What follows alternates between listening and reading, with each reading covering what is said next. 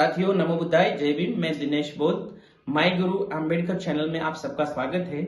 आप सभी लोगों को ये ज्ञात है कि डॉक्टर बाबा साहब आम्बेडकर भारतीय संविधान के रचयिता हैं।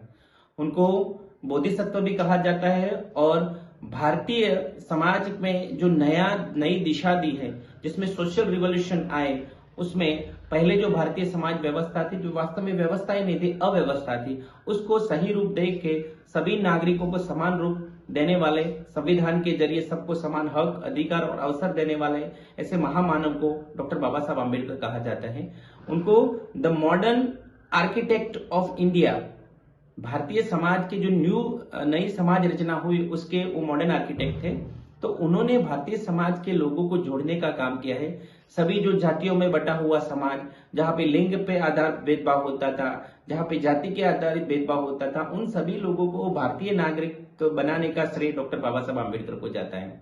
डॉक्टर बाबा साहब आम्बेडकर का जन्म 14 अप्रैल 1851 में मध्य प्रदेश के महू गांव में हुआ था। महू की छावनी थी, वहां पे उनका हुआ था जन्म। उनके पिताजी रामजी मालोजी सकपाल लश्कर में सूबेदार थे अंग्रेज समय में, और उनकी माता का नाम भीमाबाई था, उनकी पत्नी का नाम रमाबाई था। ये सब कॉमन बातें सभी लोग जानते हैं, मगर बाबा साहब का जो असली है विचार, वो बाबा साहब के जो विचार थे वो क्रांतिकारी विचार थे।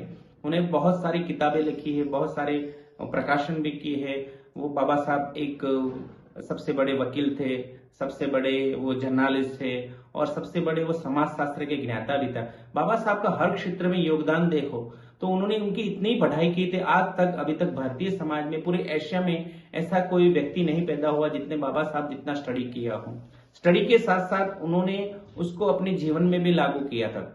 बाबा साहब के जीवन में उन्होंने 3 लोगों को अपना गुरु माना था। उसमें महामानव गौतम बुद्ध, दूसरे थे संत कबीर, और तीसरे थे अपने राष्ट्रपिता ज्योतिराव फुले।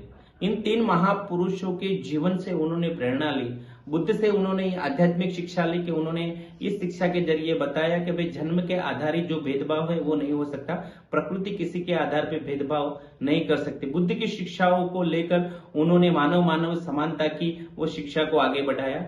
कबीर साहब अंधश्रद्धा के विरोधी थे। आप देख सकते हैं कबीर वाणी में कबीर साहब सभी मनुष्यों को एक रूप से, और कबीर साहब की वाणियां भी ऐसा बोलती है कि भाई कबीर कुआ एक है पनिहारी, अनेक बर्तन में ही भेद है, पानी सब में एक।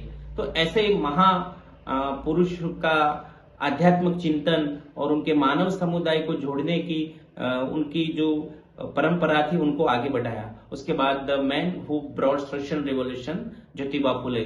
भारतीय समाज में अगर सामाजिक सुधार की बात करो तो सबसे जो आक्रामक तरीका था उन्होंने ज्योतिराव फुले ने किया, और ज्योतिराव फुले को उन्होंने सामाजिक गुरु माना था।